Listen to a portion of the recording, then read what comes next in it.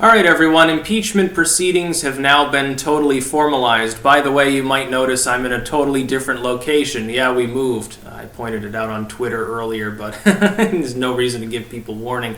The background is what you see. Anyway, impeachment proceedings have been going on now for weeks. And this current vote, which was entirely partisan, is really meaningless because all it boils down to is them legitimizing what they've already been doing, thus allowing the Republicans to come in, question people, talk to them. The problem for the Democrats is now it turns into a partisan slugfest where the Republicans are going to do what they do best, which is they're going to be hostile to anyone who they disagree with and nice to people they agree with. The same as the Democrats in reverse. All they've been doing this whole time is holding unofficial proceedings. That is, it was an impeachment inquiry, but it was never formalized. There were no rules involved. There was no decorum involved. And because there's no rules, the Democrats, who hold the majority in the House, pretty much do what they want. If a bunch of Democratic representatives want to get together and informally talk to an individual, they don't have to invite the Republicans in. But once you actually create the proceedings in the more legal sense, once you begin applying the rules, it gives the Republicans more latitude.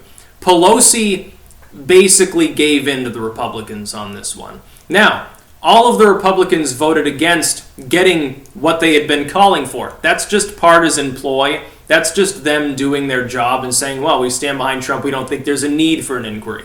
People focusing on that, by the way, are laughable. What you should focus on is this. 2 Democrats dissented. They broke ranks and voted with the Republicans not to start in proceedings.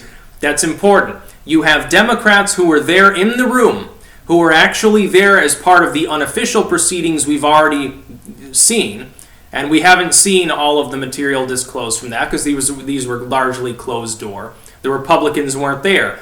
Several individuals that were actually there decided that they shouldn't even have an inquiry going on. That's pretty damning. The fact is that this will ultimately be totally partisan. What you're about to see is that the impeachment inquiry will continue. The Democrats will largely run the show. For the most part, it'll be partisan hackery. It will go nowhere. If they hold an impeachment vote, which is by no means certain, they may very well stab themselves in the back, and the Democrats may end up losing the House in the subsequent election. The idea that there's the votes in the Senate to get rid of Donald Trump, or the will behind sentiment to kick him out of office without removing him just by pressuring him to resign, the idea that either of these things is reasonably attainable by the Democratic Party, I think, is totally wrong. But we'll see.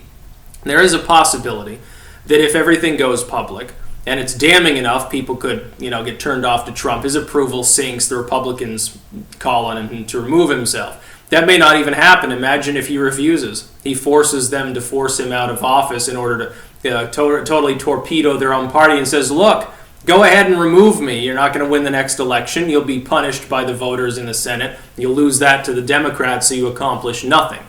Essentially, the Republicans are between a cock and a hard place. They can't kick him out, and therefore it'll be partisan.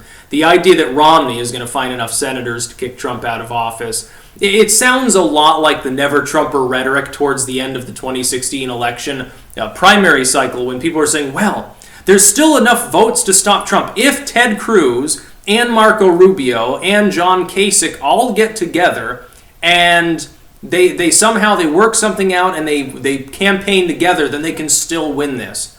Oh no, they can still win this as long as delegates are conscientious objectors to voting for Trump as they've been pledged to do. Oh, they can still stop him. They just have to throw him in jail and pencil. It's a bunch of nonsense. It's malarkey, really, is what it is.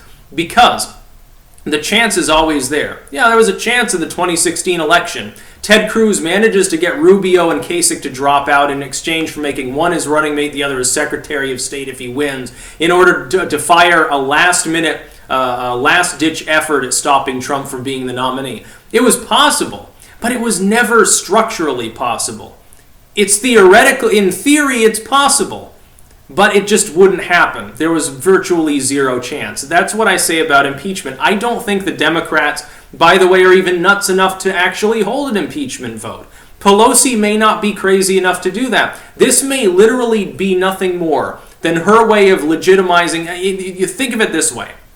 What she wanted is impeachment in the public's mind, and for them to be talking about it, and to make it look like there were ongoing efforts to show the world what evil Donald Trump had done. She did not want to legitimize the proceedings by making them official, because then she'll be pressured eventually to end them. I do not believe she wanted to do that. I think she wanted to keep it unofficial, behind closed doors, leak to the press a little tidbit here and there that makes Trump look worse than he is, in order to slowly grind him down before the election. When push came to shove, though, she was unable to keep the farce going, because Trump outmaneuvered her and showed, hey, on the Ukraine issue, Biden's the problem, I did nothing wrong, I've got these various officials saying I did nothing wrong. You're obviously leaking to the media because, I mean, we can show that because they know things that they couldn't possibly know unless these proceedings are being leaked to them. And by the way, where's the actual audio recording of the call? Because it conflates with this edited transcript. Apparently, one of the people listening into the call or involved in this somehow was trying to edit the fucking transcript. Literally trying to selectively edit a White House transcript, and probably should be, sort of thrown in Gitmo for having done so. Pelosi, I think, didn't realize that she had been hoodwinked at first. She thought that this was a good idea. The idea was never to impeach. The idea is to keep impeachment over Trump's head during the election in hopes that he loses, because this is the only way that the Democrats can win. There's nothing else they can win on. They can't win on the economy. They can't win on foreign policy. They can't win on domestic policy. They certainly can't win on charisma. They're way behind in revenue. Most of their candidates suck, and everyone knows that they suck. Most of the Democrats think most of the Democrat candidates suck. So they looked at this situation. Pelosi said, the only way I'm keeping my job, the only way that there's any possibility of my future in politics, and isn't she in her upper 70s? Like, at some point she needs to slow down, I guess. The only way I'm going to stay here is if we launch an all-out attack and keep impeachment over his head. She never expected that she would be pressured by the Republicans, of all people, to actually formalize the proceedings, that they then stand their ground on, lock, stock, and barrel. 100% of these people vote against opening the inquiry, making it partisan. Where's it going to go? What are they going to find out that they don't already know? This is nothing more than the Mueller probe 2.0. The difference being it's easier to pressure Pelosi to end it than some intel agency that doesn't have to disclose jack shit to you because everything's top secret. Harder to get a little bit of closure with the FBI or the CIA or a group like that than the Democrats in the House. And they're going to get punished in the election.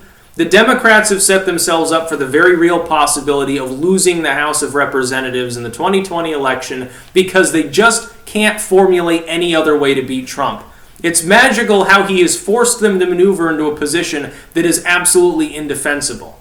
They're not going to find anything to remove him from office for. How many Republican senators even do they have to switch the minds of in order to hold an actual removal? It's quite a high threshold. I don't think they can ever possibly have the votes. Mitt Romney is not the Senate. Mitt Romney is the face of the outgoing neocons that consistently have lost now for over a decade. That's about all. Peace out.